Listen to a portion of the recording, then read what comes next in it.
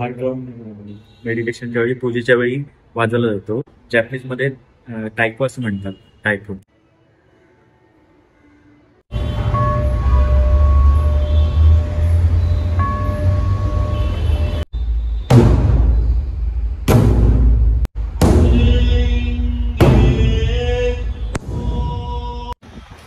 नमस्कार मंडळी, माझं नाव आकाश आणि पुन्हा एकदा तुमचं सहर्ष स्वागत करतो आपल्या फेवरेट युट्यूब चॅनल मध्ये, ज्याचं नाव आहे जल्ला चिपळूणचा.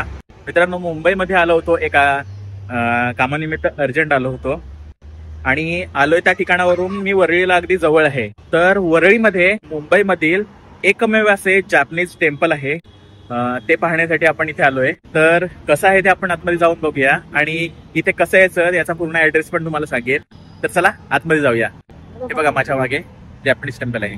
मित्रांनो, मुंबईमध्ये आहे. मुंबईतीलच नव्हे तर महाराष्ट्रातील एकमेव असे ऐतिहासिक जॅपनीज बुद्ध विहार, ज्याचं नाव आहे निप्पोंजन मायाहोजी बुद्धिस्ट टेम्पल, म्हणजेच बुद्ध विहार. वरळी नाक्यापासून 10 मिनिटं पायी पायी चालत तुम्ही इथे येऊ शकता. इथे याचं जवळचं स्टेशन म्हणजे लोअर परेल. तिथून टॅक्सी किंवा बसने तुम्ही पटकन इथे येऊ शकता. 1931 ते 1938 साली भारत स्वतंत्र होण्यासाठी अहिंसक सत्याग्रह करण्यासाठी एका जॅपनीज बुद्ध भिक्खूने पुढाकार घेतला होता, ज्यांचं नाव होतं निचिदास्तो फुजी गुरुजी. यांच्या पुढाकारानेच या मंदिराची देखील स्थापना झाली आहे. या बुद्धिस्ट टेम्पलला आर्थिक पाठबळ दिलं ते म्हणजे त्या काळातील राजा बलदेवदास बिर्ला यांनी, जे की पूर्णत्वास आले 1956 साली. विहाराचे आकर्षण म्हणजे इथली शांतताच. मनमोहक आर्किटेक्चरने बनवली गेलेली विहाराची ही आखणी विहाराला एक आंतरराष्ट्रीय दर्जाचे स्थान देते. तर मित्रांनो, फायनली आपण आलोय विहारामध्ये.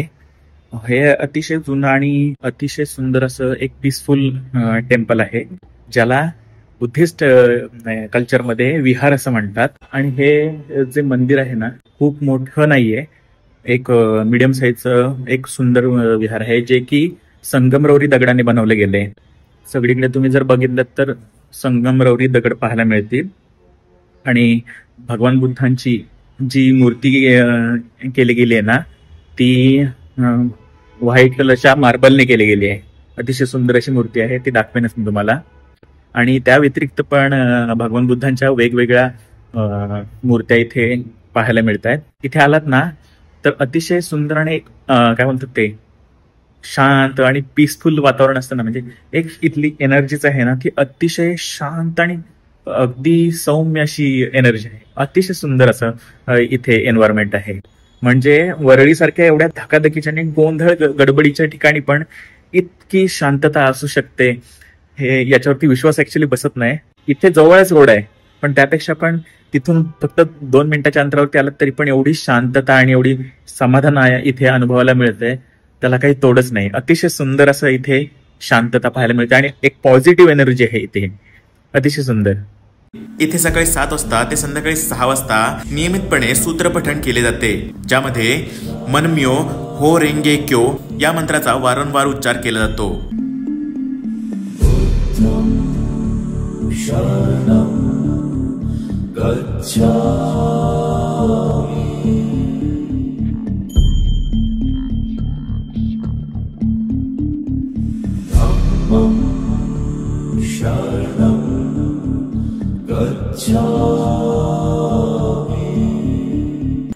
मित्रांनो, हे एक जॅपनीज पूजेचं एक सेटअप आहे.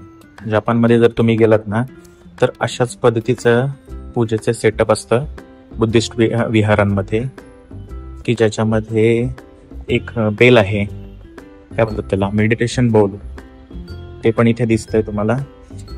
त्या व्यतिरिक्त त्याला वाजवण्यासाठी एक स्टिक, ड्रम स्टिक सारखे आहे. बसण्यासाठी एक कुशन ठेवली गेली आहे. हा असा एक टेम्पल मधला सेटअप असतो, जो जपानमध्ये तुम्हाला पाहायला मिळतो, पण आपल्या महाराष्ट्र इंडियामध्ये अशी विहार पाहायला मिळतच नाहीत. ऍक्च्युली मी पहिल्यांदाच पाहतोय. तर हे बघा, असा असतो जॅपनीज सेटअप पूजा करण्याचा किंवा गाथा म्हणण्याचा. तर गाथा म्हणण्यासाठी असा हा सेटअप असतो. मित्रांनो, माझ्या मागे ना ड्रम दिसत असेल. हा ड्रम मेडिटेशनच्या वेळी पूजेच्या वेळी वाजवला जातो. तर ह्या ड्रमला जॅपनीज मध्ये टायको असं म्हणतात, टायको. आणि याला बुद्धिस्ट ड्रम पण म्हटलं जातं. असेलच की ह्याला ना म्हणजे जे लेदर आहे ना, त्याला टाईट करण्यासाठी दुसरं काही नाही आहे. एकदाच त्याला फिट केलेलं आहे, म्हणजे त्याला टाईप दाखव इकडे. हे लेदर आहे ना एकदाच टाईट केलेलं, ह्याला क्लिप्सला मारून खेळ आहेत ना, हे म्हणून एकदाच टाईट केलेलं असतं. हे एक लेदर आहे, आणि ह्याला जर टाईट अजून करायची असेल ना तर फक्त हिट देऊनच तू टाईट करू शकतोस.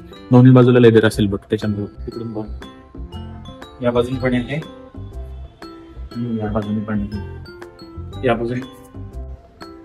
याचा एक नाद येतो, म्हणजे याची एक व्हायब्रेशन आहे ना, दोन वाजवल्यानंतर ना जो आवाज येतो ना तो मेडिटेशनच्या वेळी खूप चांगला, म्हणजे काय चांगला पॉझिटिव्ह एनर्जीवाला त्याचं व्हायब्रेशन्स येतात. त्यामुळे हा असा ड्रम वापरतो. आता आपण तुझ्यापर्यंत थांबलो ना, तुम्हाला हा ड्रम वाजताना पण पाहायला मिळेल. या विहारामध्ये प्रार्थना व्हायला थोडा वेळ होता, आणि मला माहिती मिळाली होती की याच्या जवळच एक श्रीलंकन बुद्ध विहार देखील आहे, म्हणून मी प्रार्थनेच्या आधी तिथे गेलो. या विहाराचे नाव आहे महाबोधी बुद्ध विहार, आणि हे देखील 1956 साली बनवले गेलंय. श्रीलंकन बुद्ध विहार आकाराने लहान आहे, पण त्यातील मूर्ती खूप मोठी आणि एक शुभ मूर्ती आहे. चला आपण या विहाराची पण एक झलक बघू.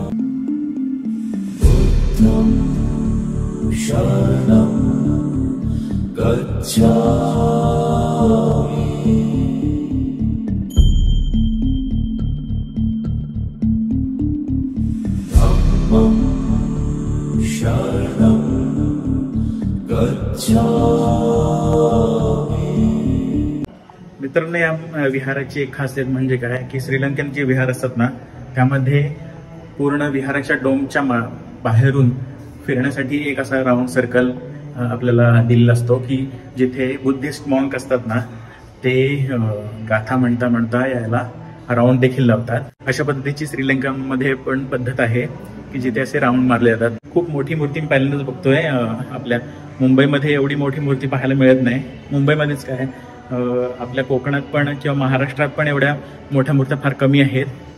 आणि अशा पद्धतीची एक डोळे उघडे असलेली मूर्ती तर पाहणं फारच कठीण आहे. तर मस्त वाटतं इथे पण येऊन. इथे पण शांतता आहे एकदम. बरं, या विहाराला आपण निरोप देऊन निघालो पुन्हा एकदा जापनीज विहाराकडे, कारण इथे प्रार्थनेची वेळ झाली होती.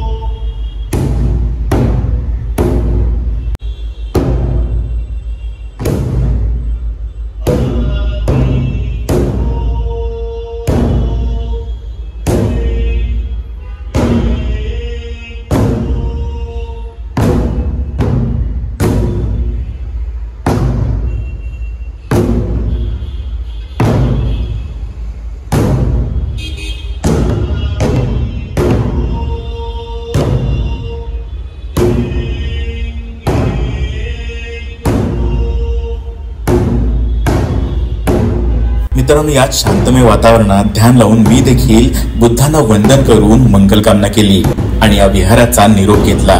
एका शांतिमय वातावरणात मनाला विसावा द्यायचा असेल तर या निप्पोंजन मायाहोजी बुद्धिस्ट विहाराला नक्की भेट द्या.